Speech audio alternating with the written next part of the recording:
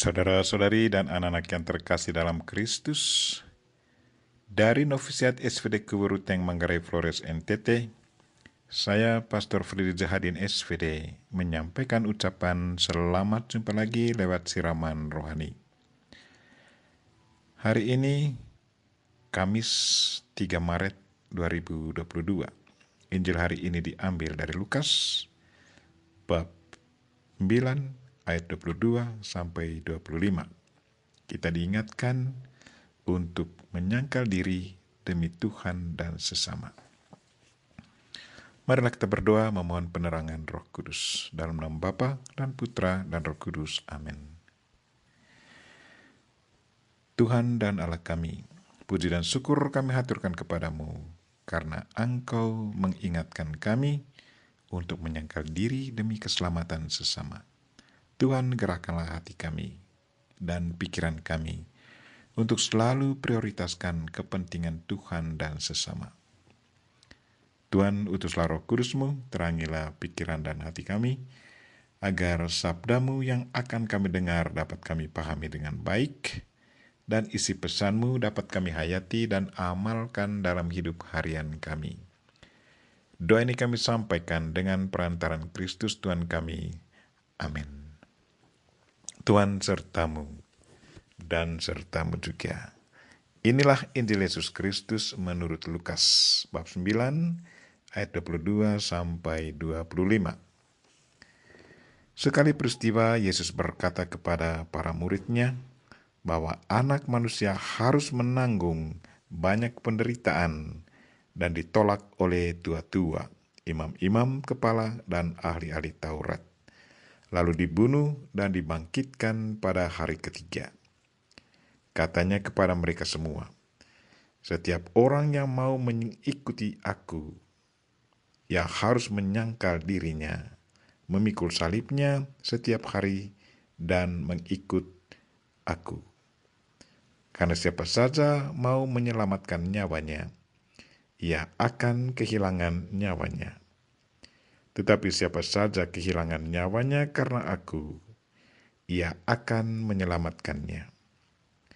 Apa gunanya seorang memperoleh seluruh dunia, tetapi ia membinasakan atau merugikan dirinya sendiri? Demikianlah sabda Tuhan. Terpujilah Kristus. Saudara-saudari dan anak-anak yang terkasih dalam Kristus, tema renungan kita hari ini ialah menyangkal diri demi Tuhan dan sesama. Hari ini Yesus Kristus dengan tegas katakan, setiap orang yang mau mengikuti aku, ia harus menyangkal dirinya, memikul salibnya setiap hari dan mengikuti aku. Satu pernyataan yang sangat menantang dan punya kesan sangat berat untuk diikuti.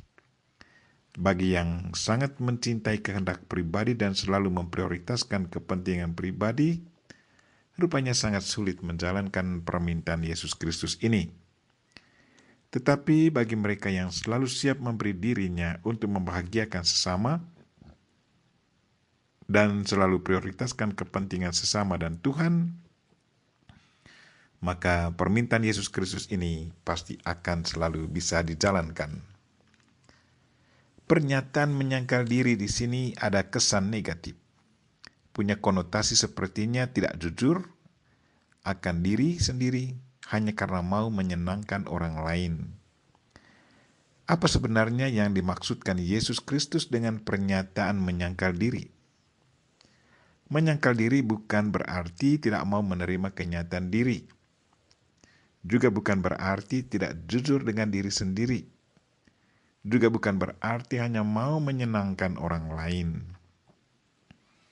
Menyangkal diri di sini punya arti yang sangat mulia, yaitu dengan tahu dan mau karena didorong oleh satu motivasi yang luhur, menjadikan kepentingan sesama dan Tuhan menjadi nomor satu.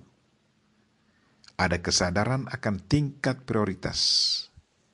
Kesadaran bahwa kepentingan Tuhan dan orang lain jauh lebih utama dibandingkan dengan kepentingan diri sendiri. Saya ingat seorang pastor misionaris yang terjun ke medan perang untuk menghentikan perang antara suku. Anak panah berterbangan ke arah suku lawan. Pastor sudah berusaha mendekati kedua pemimpin suku, meminta supaya perang diberhentikan. Tetapi pendekatannya tidak berhasil. Beberapa nyawa sudah jadi korban dan perang semakin bertambah tegang. Pastor juga tidak hilang akal.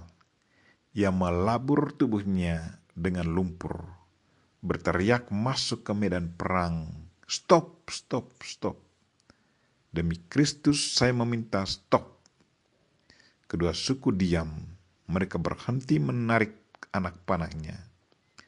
Dari tengah tempat pertempuran, ia meminta mereka supaya pulang dan ia sendiri akan menemukan mereka di tempat mereka masing-masing. Mereka semua mendengarkan dia dan pulang ke kampung masing-masing. Pastor pergi menemukan mereka. Beberapa hari sesudahnya terjadilah acara perdamaian. Perbuatan pastor ini sesungguhnya adalah ungkapan penyangkalan diri yang sangat mulia demi keselamatan tubuh dan jiwa dari kedua suku yang lagi berperang.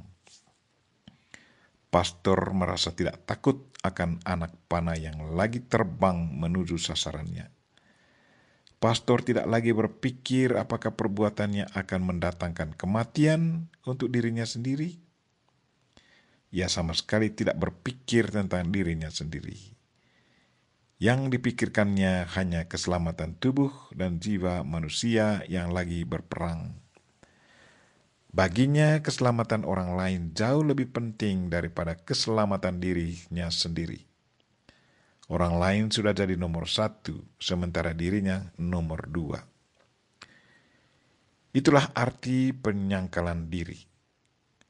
Dasar dari penyangkalan diri di sini adalah cinta agape.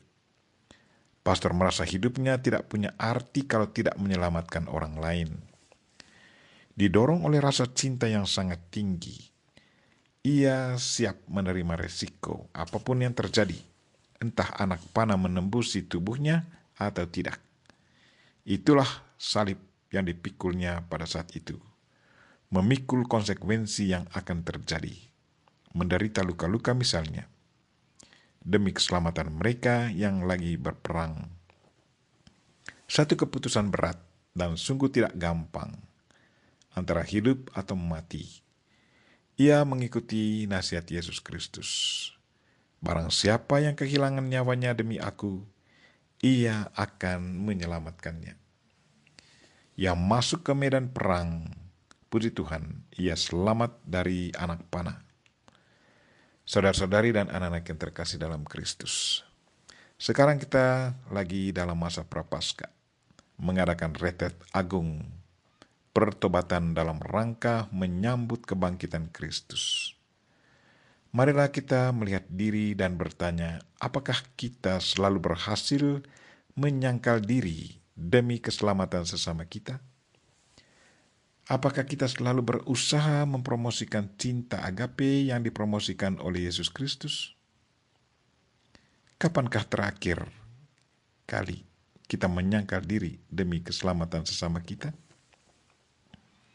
Kita berdoa semoga Tuhan selalu beri kita kekuatan dan keberanian untuk menolak tawaran duniawi dan kemauan diri sendiri, serta keteguhan dalam menghayati perintah Yesus Kristus untuk menyangkal diri demi Dia dan keselamatan sesama.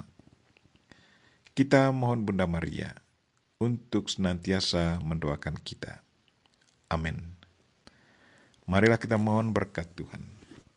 Tuhan sertamu dan sertamu juga.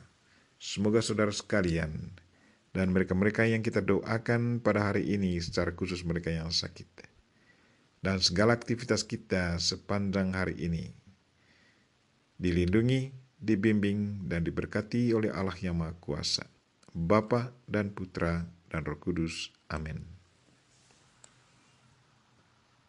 Terima kasih sudah nonton. Jangan lupa like, subscribe, dan share ya. kasih.